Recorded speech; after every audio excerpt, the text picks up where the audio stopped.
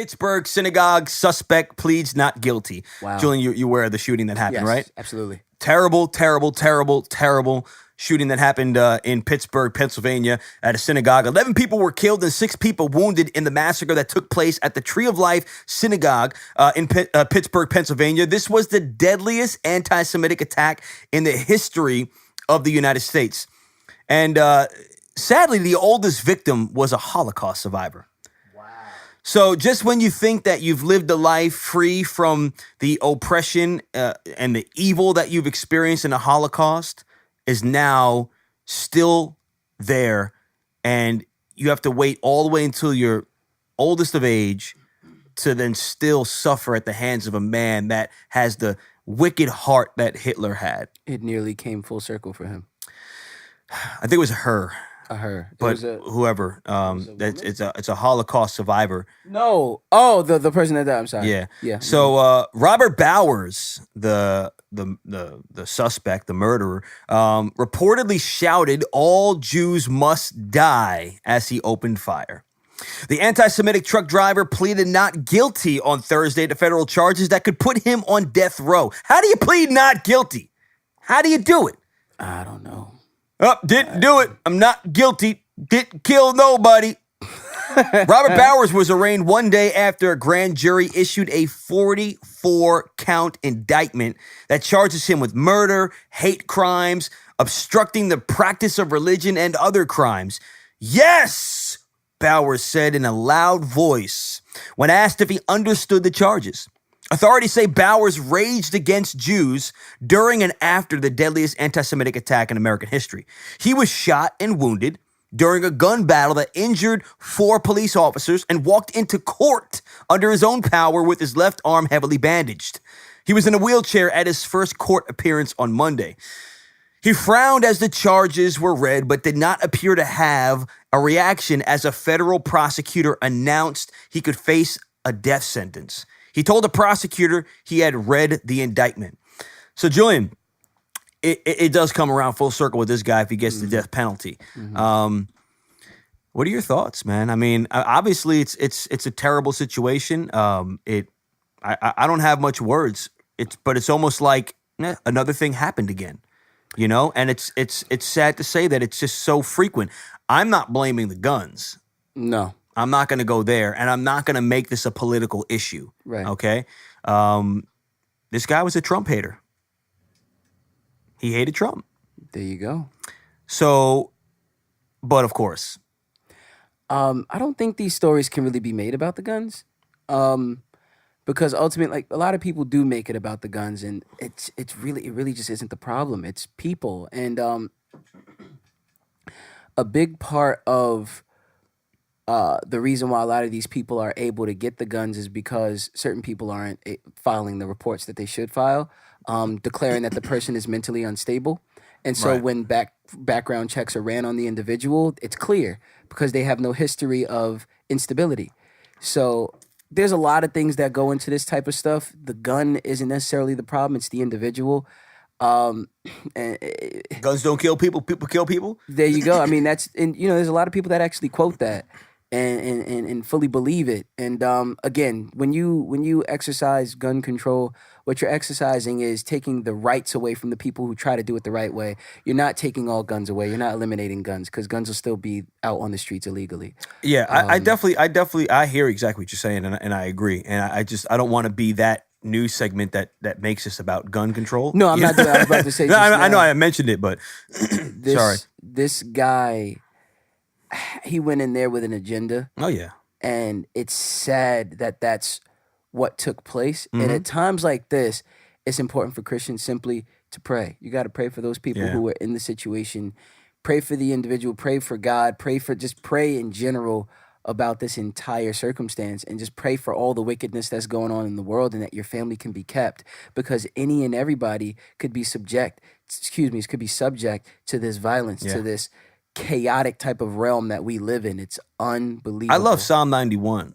I'll be honest with you. I love Psalm 91. Spit it. Oh, you said what? Because I memorized it as a rap? I do that. I'll rap it for you. I saw your video. Rap it for me. Let's go. Hold on, I got to find it. Hold on. Julian, entertain the crowd real quick. My phone is freezing on me. Stupid phone. I said, We turned the conversation into guns. Now Dax is trying to find Psalm 91. Ooh. Yeah. Don't want people to run. All right, I got it. All right. That was good. So check it out. Yo, he who dwells in the shelter of the Most High will abide in the shadow of the Almighty. I will say to the Lord, my refuge and my fortress, my God, in whom I trust. For he will deliver you from the snare of the fowler and from the deadly pestilence. He will cover you with his pinions. Yeah. It's pinions, but you know how to make it right. Pinions. And under his wings, you will find refuge. His faithfulness is a shield and a buckler. You will not fear the terror of the night, nor the arrow that flies by day, nor the pestilence that stalks in darkness, nor the destruction that wastes in noonday. 1,000 may fall at your side, 10,000 at your right hand, but it will not come near you. You will only look with your eyes and see the recompense of the wicked, because you have made the Lord your dwelling place, the Most High, who is my... Okay, you guys get the point. But that psalm, the intensity rose. Yeah, that psalm is a really kind of just the Lord will protect you type psalm. Yeah. And it says in the beginning, which I really kind of ascribe to in my daily prayer life as being like the thing that I believe God is going to. He says, he who dwells in the shelter of the Most High will abide in the shadow of the Almighty. There's a certain covering that you can expect as a Christian when you dwell with the Lord. Okay. It says 1,000 may fall at your side, 10,000 at your right hand, but it will not come near you. So when you think about, I'm not saying that I'm theologically sound enough to really answer this question, but when you think about God's promises in the Bible to this degree, and you think about things that have happened in the world, you wonder, but Lord, you what's this psalm about then? Like, what's this protection psalm about? Is this just protection from this spiritual realm, from me not going to hell as a Christian? Like, what does this mean? And you got to take the word at face value and apply it to your life and believe that 1,000 may fall at your side, 10,000 at your right hand, but it's not going to come near me. Why? Because I dwell in the shelter of the Most High. Mm-hmm. He also said this at the end, which is really beautiful. You will tread on the lion and the adder, and I believe the adder is a serpent. There's certain translations that find better words. I don't know what an adder is, but I think it's a serpent. The young lion and the serpent you will trample underfoot. Check this out. Because he holds fast to me in love, I will deliver him. Mm-hmm. I will protect him because he knows my name. When he calls to me, I will answer him. I will be with him in trouble. I will rescue him and honor him. With long life, I will satisfy him and show him my salvation. That's like you walking with like an aura of God's protection around you, a sphere of just like arrows being shot at you and bing, bing, bing, bing, bing. You know what I realize about these Psalms and about these old passages about protection? Because you mentioned this when it comes to protection, and it made me think, what is it talking about? And I think that a lot of it has to do with calming and easing the mind of the individual that God is calling to do his will. Because oftentimes it'll be our fear that will keep us from doing certain things. Right. So God is saying, listen, when you dwell in me, when you're seeking after my will, you don't have to worry about whom will hurt you. Right. I will protect you. Yeah, preach, Julian. Yeah, Amen. You know, the crowd in church always be like, amen.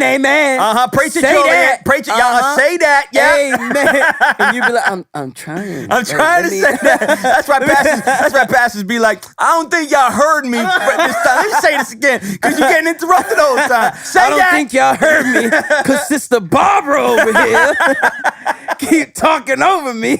But what I said was, yeah, man. So listen, Julian, it's a great perspective, and you know, we obviously sympathize and have compassion for these kind of incidents that happen, whether they're believers or not believers, because these things shouldn't be happening, and they are absolute signs that wickedness is so prevalent in this world, okay? Man is responsible, but the devil influences. You don't know what this guy has dabbled in his life, what he's given himself to, the thoughts, the actions. Right. One thing I would say, though, is these social media pages need to be better, because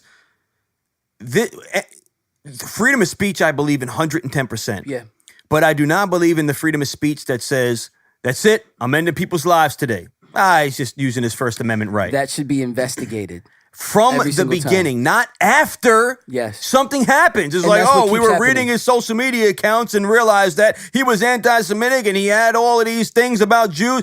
Bro, have somebody that you hire for your social media to do just that. People, and that's, again, Find that's the another thing. keywords. People aren't reporting these things. And report and them. That's a problem. Like, when people see that, you have to report it.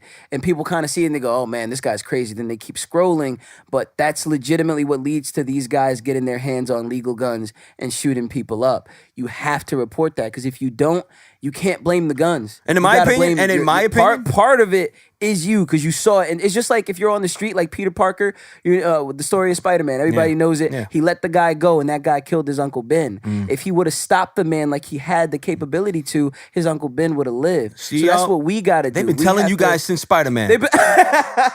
Since Spider-Man, we have to, when we see that, when you see something, say something. Those signs are everywhere. If you see something, say something. It's important. And that you do I that. think today there's certain things, like when you put somebody in jail, they lose their rights, right? Yes. I think that in today's day and age, I'm no lawmaker, okay, no congressman, but when you give law enforcement or people reason to believe that you are going to do something catastrophic, and there's somebody that's monitoring this, right?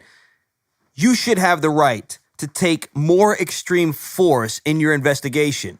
So if that means that by you going on social media saying, I'm going to go off these people, Yes. it's to my humble opinion that law enforcement should have more of a reasoning to get an immediate warrant and go search your home. Absolutely. Don't Absolutely. blame the guns only as the thing.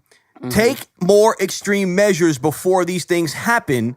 That's in my humble opinion. So Right. listen, agree with it or not, it is what it is, because we have the right, based on our First Amendment, to say what we want to say, as long as we're not causing any ruckus Right. and making people believe that something's going to go down. So listen, Julian, the next segment, we get a little bit more political, a little bit more religious in terms of our stuff. Can we get more religious? I mean, in terms of like the content that we talk about.